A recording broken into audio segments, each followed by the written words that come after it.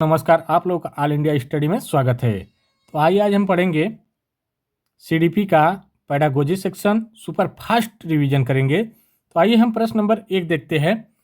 शिक्षार्थी के ज्ञान अर्जन में सहायता करने के क्रम में अध्यापकों को किस पर ध्यान केंद्रित करना चाहिए? तो बताइए। ऑप्शन नंबर 1 है शिक्षार्थियों के द्वारा प्राप्त किए गए अंकों या ग्रेडों पर। बी है शिक्षार्थियों को सक्रिय सहभागिता के लिए शामिल करना।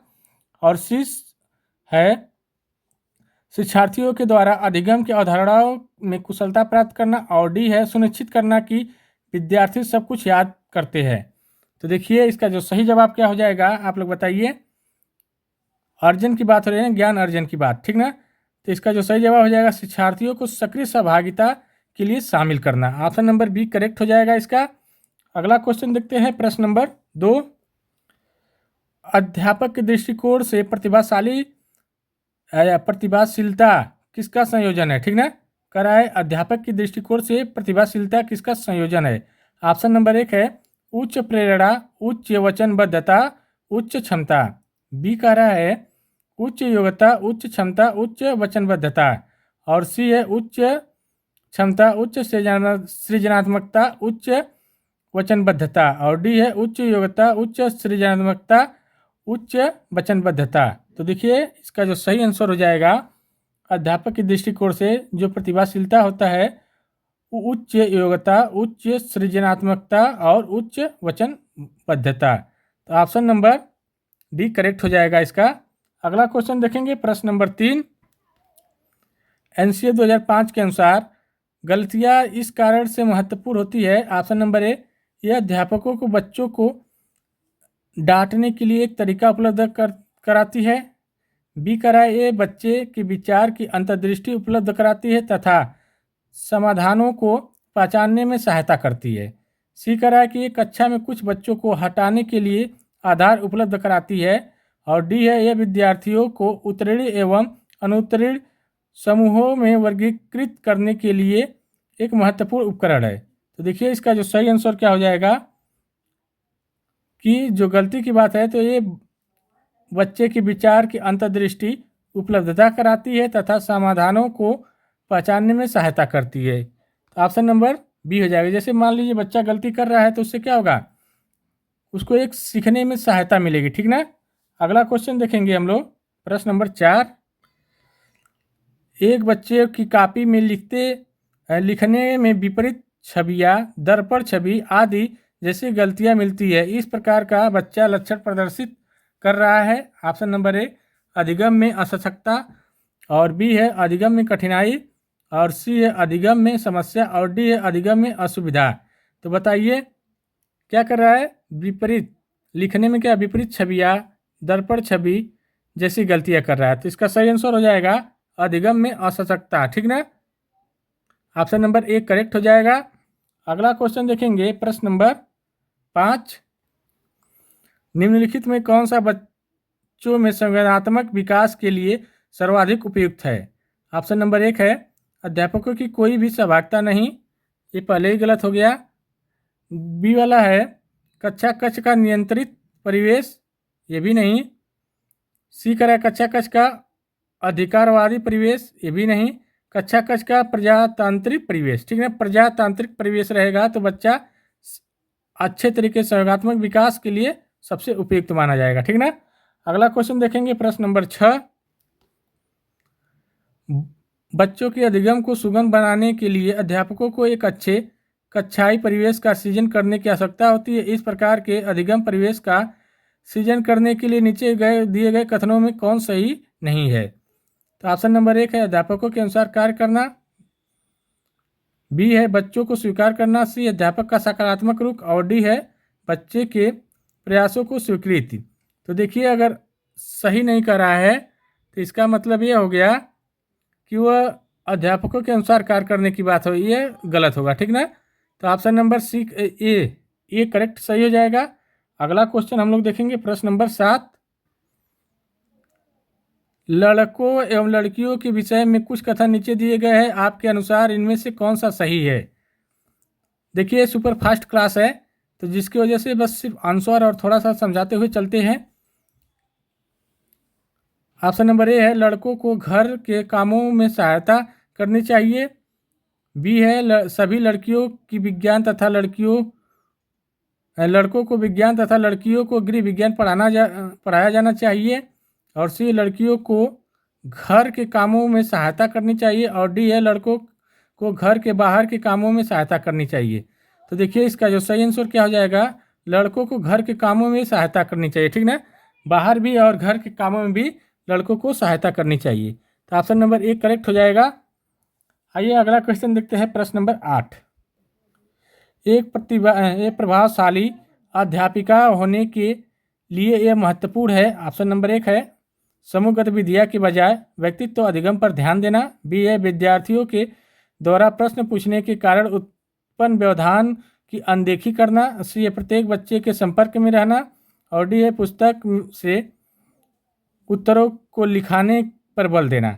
तो देखिए इसका जो सही आंसर क्या होगा, प्रत्येक बच्चे के अगर संपर्क में अध्यापक रहेगा तो बच्चा अच्छे से सीखेगा, अस्थायी अधिगम करेगा, ठीक ना। तो इसका सही जवाब हो जाएगा ऑप्शन नंबर 3 सी वाला।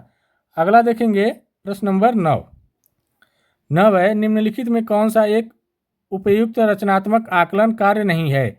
ऑप्शन नंबर ए परियोजना, बी है अवलोकन, सी है विद्यार्थियों का योग्यता क्रम निर्धारित करना और डी है खुले अंत वाले प्रश्न।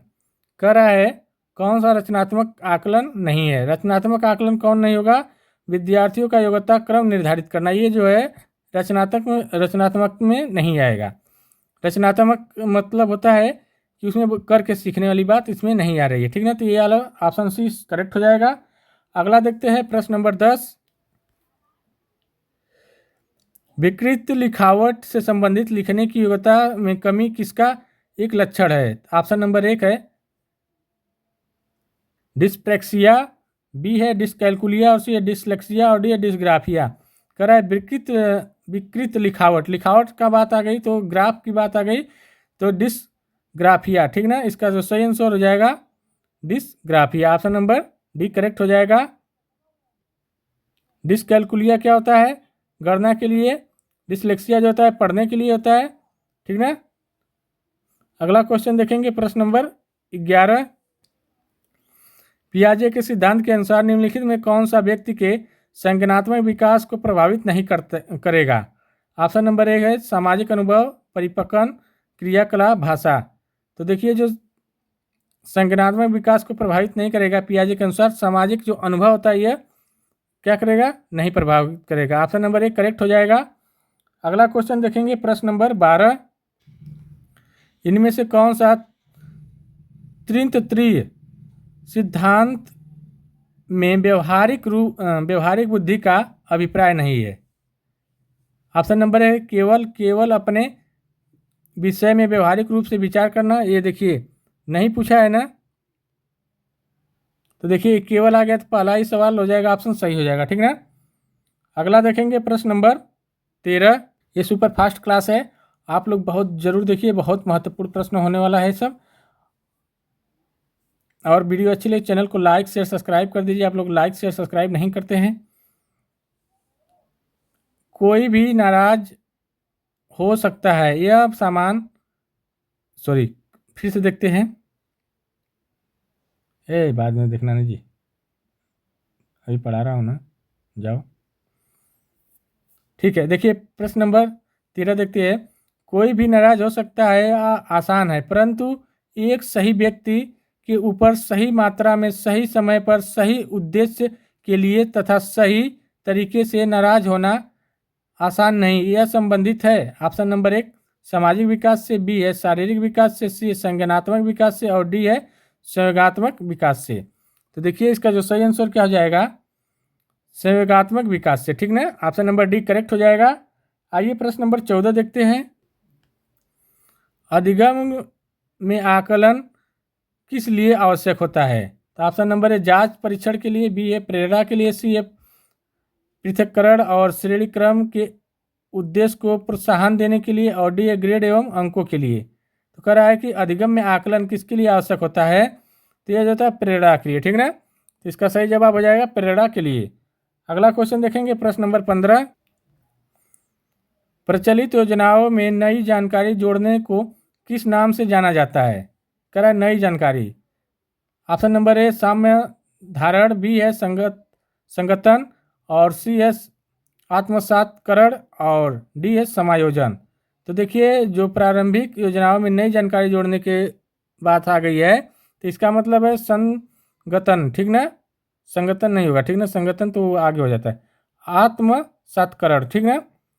ऑप्शन नंबर बी करेक्ट हो जाएगा, ठीक। अगला क्वेश्चन देखेंगे, प्रश्न नंबर 16। हम सभी अपनी बुद्धि, प्रेरणा, अभिरुचि आदि के संदर्भ में भिन्न होते हैं, यह सिद्धांत संबंधित है। ऑप्शन नंबर ए बुद्धि के सिद्धांत से, बी है पर्यावरण के, सी है वंशानुक्रम से, और डी है व्यक्तित्व विभिन्नता से। तो देखिए ऑप्शन ऊपर नीचे है तो उससे आप लोग परेशान मत होइएगा, ऑप्शन जो सही होगा वही होगा, ठीक ना? तो इसका जो सही आंसर हो जाएगा व्यक्तित्व विभिन्नता से, ठीक ना?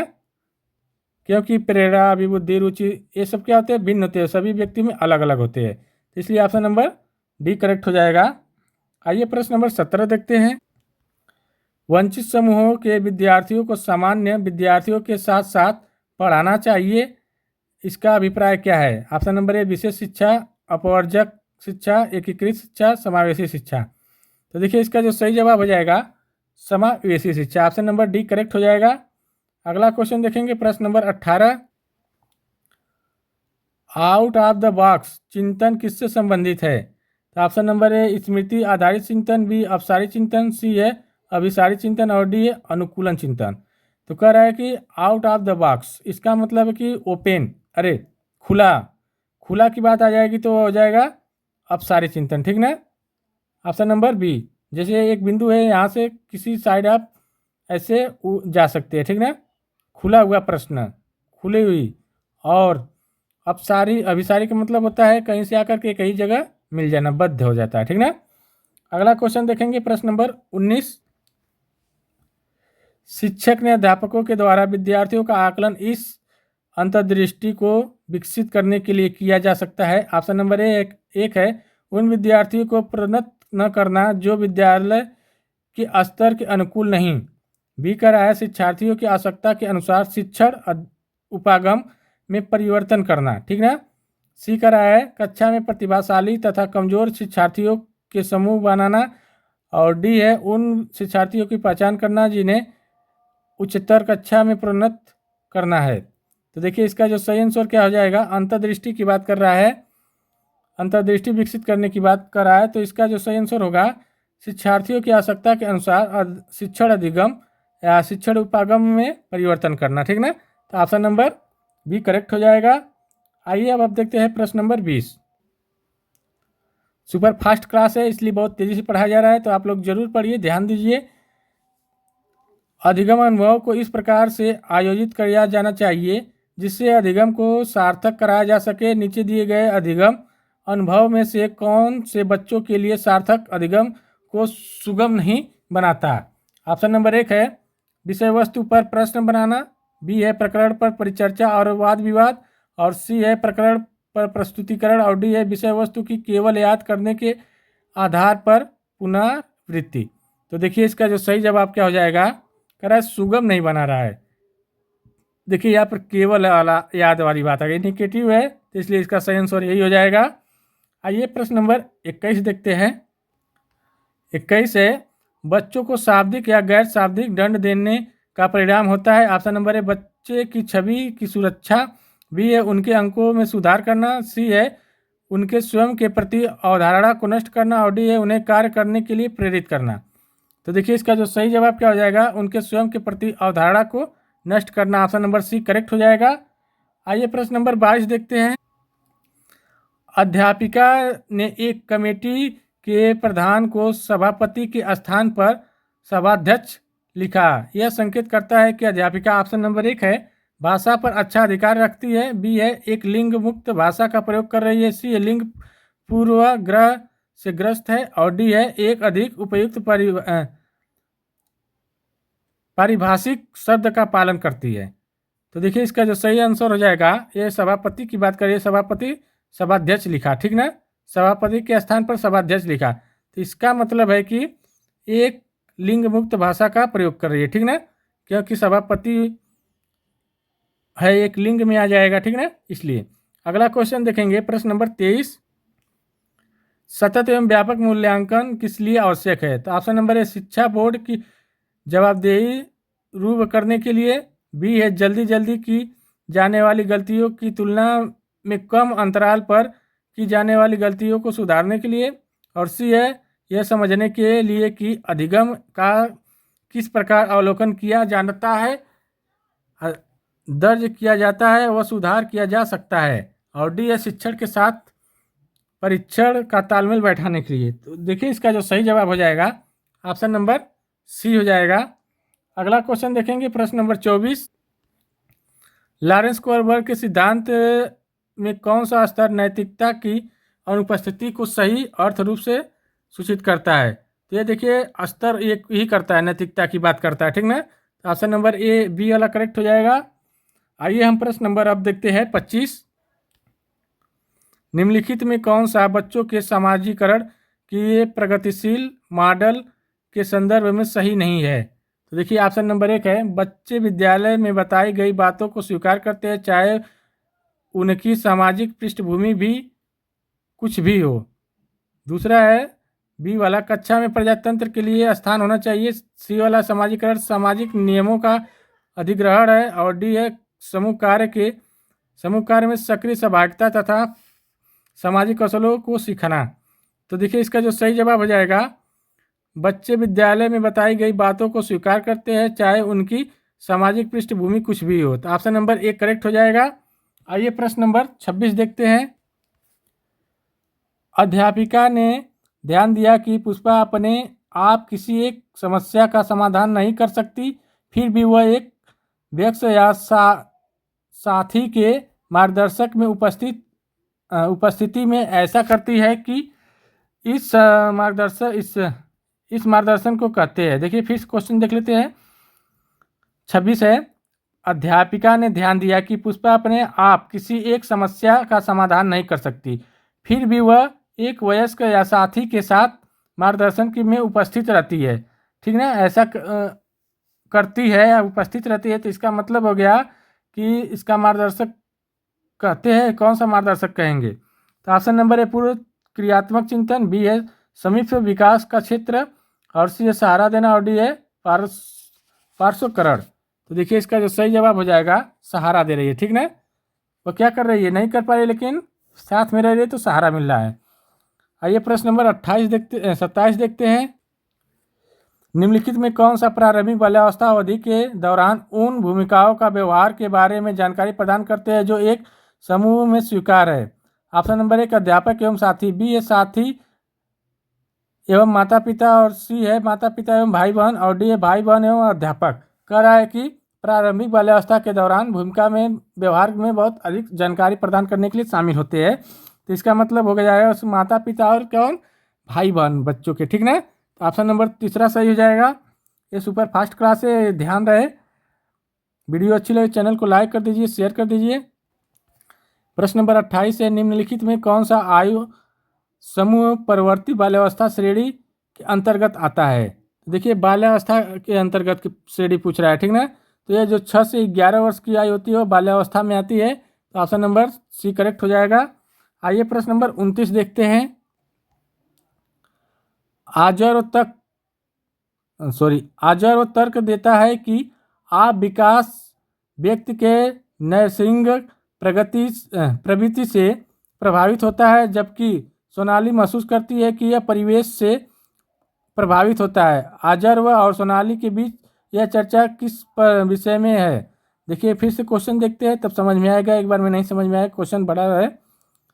कह रहा है आजर्व तर्क देता है कि भाषा विकास व्यक्ति के नैसर्गिक प्रवृत्ति से प्रभावित होता है, ठीक ना, जबकि सोनाली महसूस करती है कि यह परिवेश से प्रभावित होता है।